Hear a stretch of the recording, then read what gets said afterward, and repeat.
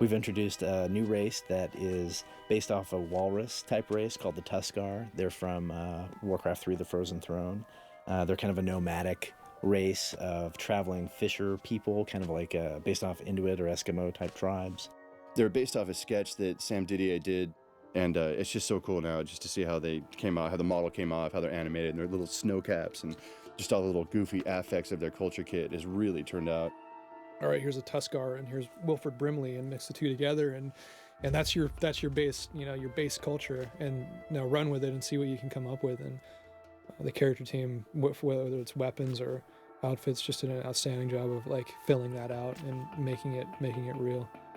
The big challenge with the Tuskar was always locating them on the coast. We always wanted them to be at water, and almost always at ocean. If you ever find them away from the ocean, it might be at a lake. Or it might be because they're under great duress, and there'll be a story behind that in the game. The Vrykor are kind of the big new kit for me that, I just get such a kick out of them. I'm a big Viking fan, right?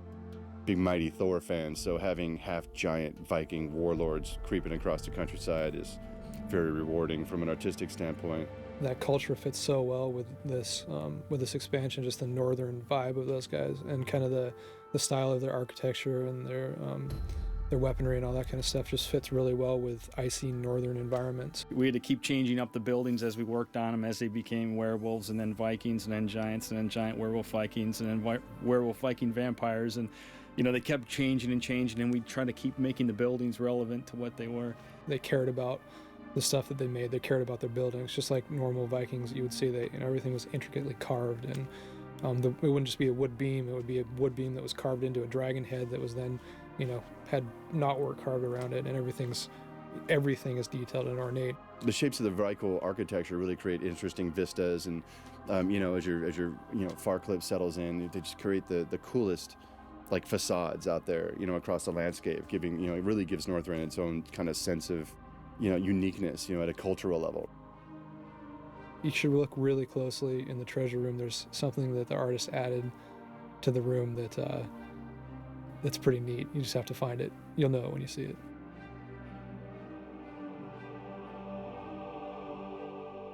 Arthas is extremely powerful, and the way that he is powerful is that he, as the Lich King, was given certain powers over undeath, really, really amazingly strong powers.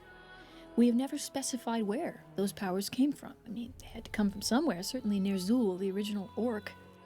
Yeah, he was a shaman, and we found that he was a powerful shaman.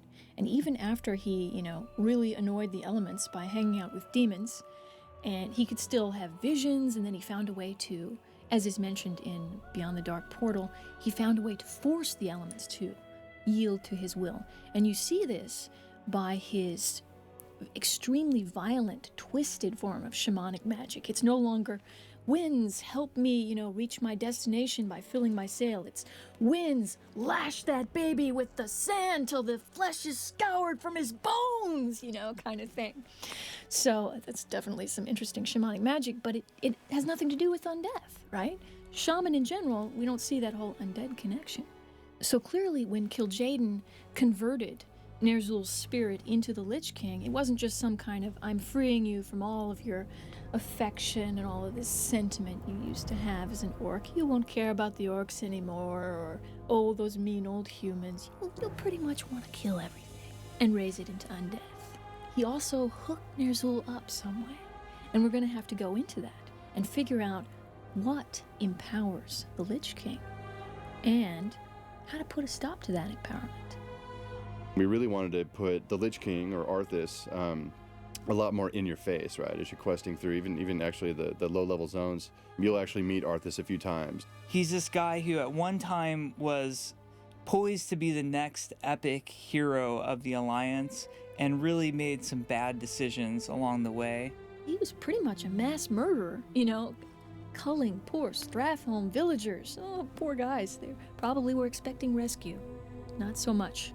He has so much baggage with him, and he's such a bad guy at the end of the day. He killed his father in that dramatic Warcraft 3 cinematic. it's just fun to work with a character that so many people have such a strong emotional response to right away.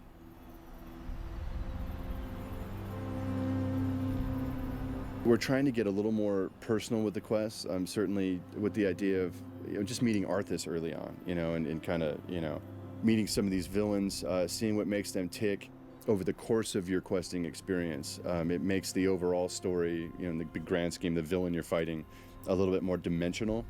We've added that missing element, that missing ingredient, which was put the story in, put the main story in. Tell us about Arthas, right? Tell us about the Lich King. Tell us about these things that are important and integral to the story. Don't make us have to, go to the spoiler sites or the fan sites and look up pictures of these kills or what have you. Put them in the story. There's a lot of new different quest types in this expansion, and ones in which we give you some of these vehicles that we've been building for our PvP areas. There's a great one actually in Dragonblight where you get a siege engine, and in the siege engine there's a little gnome who rides with you and 2 dwarves. So you're driving along, you drop off the gnome dismantles a Forsaken plague spreader, jumps back in, you've got these 2 dwarves shooting in the back, plus you have your own turret that you can control. So it's kind of something that players have never really seen before in a quest, but really fun. People are going to wonder what happened to Nessingwary after he moved from Stranglethorn. He went out to Nagrand. There's obviously he wouldn't stop there, right? He'll keep moving on to new areas. He tried to drive a boat in, and so we actually have an asset of a boat that was broken into 2 pieces, and one half of the boat is sitting on top of a waterfall, and the other half of the boat is washed up on shore, down below, and Nessingwary is there. Like, he actually tried to drive his boat in, and there was a waterfall, and it cracked in half, and he ended up down at the bottom. It's one of those quests that you ask anyone about, and they kind of remember it and know about it, and so I think it's going to carry on constantly. And then we'll have gnomish piggyback rides where we'll have these 2 gnomes, and then you can get on the back of one and your buddy can get on the back of the other, and we disarm you, and then it's just pure fist fighting. I got to get that idea by Metzen, but maybe the first patch. So the achievement system is something that we're developing to give players sort of just a ability to kind of score themselves. How much have you accomplished in the World of Warcraft, and how do you put a number that, corresponds to that accomplishment? We plan to have achievements that are PvP based, achievements that are solo based, group based, really achievements for all different parts of the game. Because we really want it to be more about kind of like a pride thing, just sort of a way to show off, look at all the different things I've done in this game.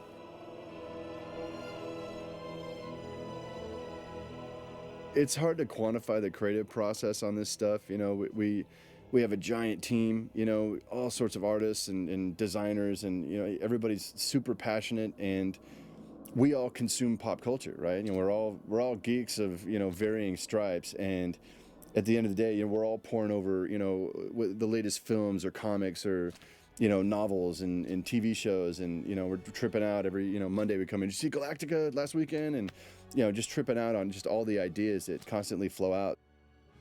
We tried to create something that was much more stylized as compared to photorealistic. That's something that we feel gives it a more timeless appeal, right? Because if we had tried to create something that was very photorealistic, the visuals would look very outdated by now. I'm huge on the celebrity gossip, and I know it's a weakness. I don't tell anybody this, and you should probably cut it out. But yeah, I keep up on that stuff. It's like more than actual news, and it's bad. But